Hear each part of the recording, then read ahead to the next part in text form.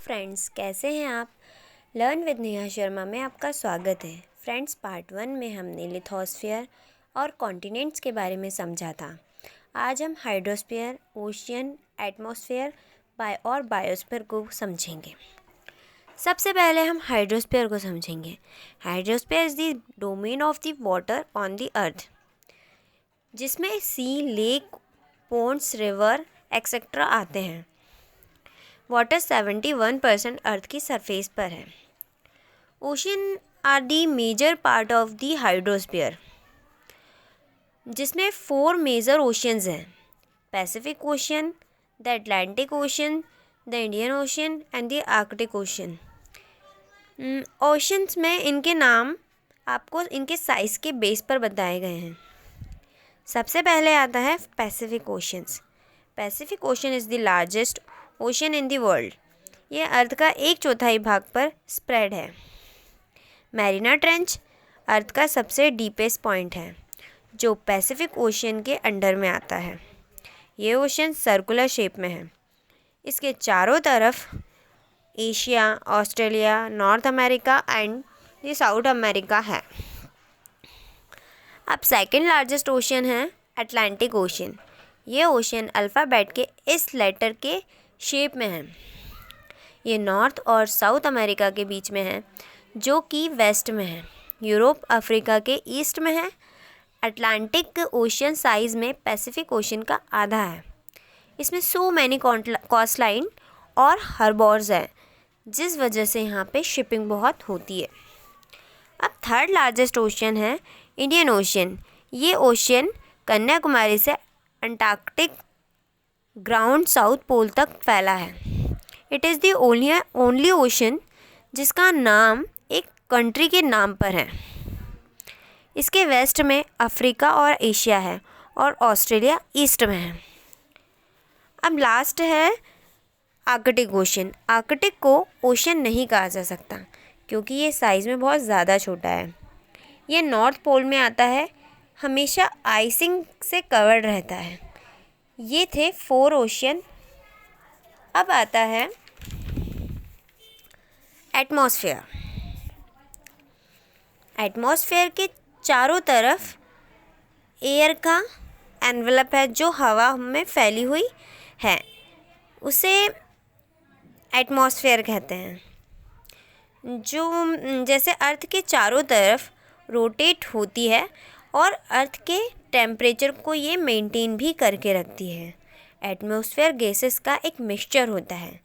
इसमें 78% nitrogen, 21% oxygen, small quantities में carbon dioxide, hydrogen, हीलियम्स, organs और एक्सेट्रा गैसेस होती हैं। हवा जब अर्थ के सरफेस पर होती है तो बहुत डेंस होती है, यानी हवा बहुत ज़्यादा होती है। आप ठीक से सांस ले सकते हैं। लेकिन जब आप अर्थ के सरफेस से दूर जाएंगे तो एयर बहुत थिन हो जाएगी।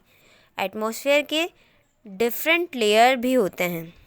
वो है ट्रोपोस्फेयर, स्ट्रेटोस्फेयर, लोनोस्फेयर, एक्सोस्फेयर। सबसे पहले आता है ट्रोपोस्फेयर। यह अर्थ के सरफेस पर होता है। ये 16 किलोमीटर की ऊंचाई तक फैला होता है। ये अर्थ के क्लाइमेट को इन्फ्लुएंस भी करता है। नेक्स्ट लेयर है स्ट्रेटोस्फेयर। ये अर्थ के सरफेस पर 80 किलोमीटर तक फैला हुआ होता है, जहाँ ऑक्सीजन नहीं होती है। इसके बाद आता है लोनोस्फेयर।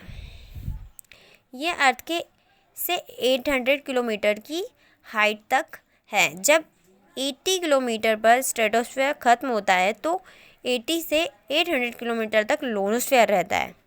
लास्ट लेयर है एक्सोस्फेयर। ये जब लोनोस्फेयर 800 किलोमीटर पर एंड होती है तब एक्सोस्फेयर शुरू होती है। ये थे एटमॉस्फेयर के 4 लेयर्स। अब हम एटमॉस्फेयर के इम्पोर्टेंस को समझ लेते हैं। Provides the necessary gases for living things to survive.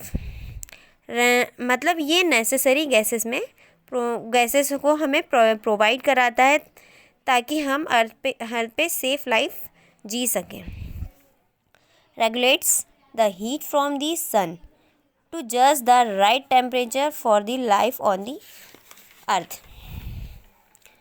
मतलब एटमॉस्फेयर की वजह से सन की हीट को कंट्रोल में उसके सन की हीट जो है एटमॉस्फेयर की वजह से कंट्रोल में रहती है, जिससे अर्थ का टेम्परेचर नॉर्मल रहता है। Plays an important role in water cycle.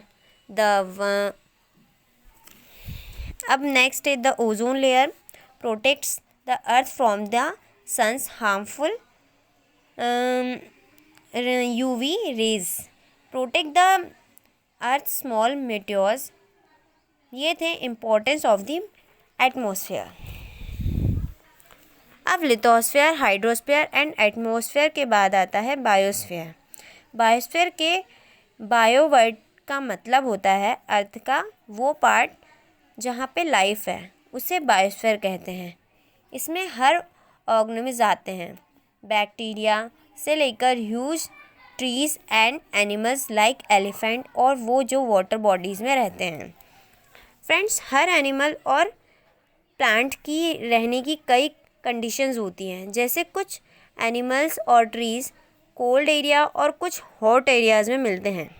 Biosphere अलग अलग एरियाज से बना है, जहाँ क्लाइमेट, सॉइल, प्लांट, एनिमल की रहने की कम्युनिटीज़ हैं। इसे इकोसिस्टम कहते हैं। इन कम्युनिटीज़ में हम चेंजेस नहीं कर सकते, क्योंकि जहाँ वहाँ के एनिमल्स, प्लांट्स को के ये अकॉर्डिंग होते हैं। फ्रेंड्स, बायोस्फीयर को डिस्टर्ब हमें नहीं करना चाहिए, पर हम ऐसा कर रहे हैं क्योंकि ह्यूमन पॉपुलेशन कंटिन्यू बढ़ती ही जा रही है, जिस वजह से फॉरेस्ट कटते जा रहे हैं और फैक्ट्रीज़, अर्बन एरियाज़ डेवलप हो रहे हैं। पर हमें अपने बायोस्फीयर को सुरक्षित रखना है, ताकि हम इसे आने वाली जनरेशन्स को पास करें। तो फ्रेंड्स, आज का हमारा टॉपिक यही एंड होता है। आने वाले वीडियोस को देखने के लिए चैनल को सब्सक्राइब करना ना भूलें। Thank you so much.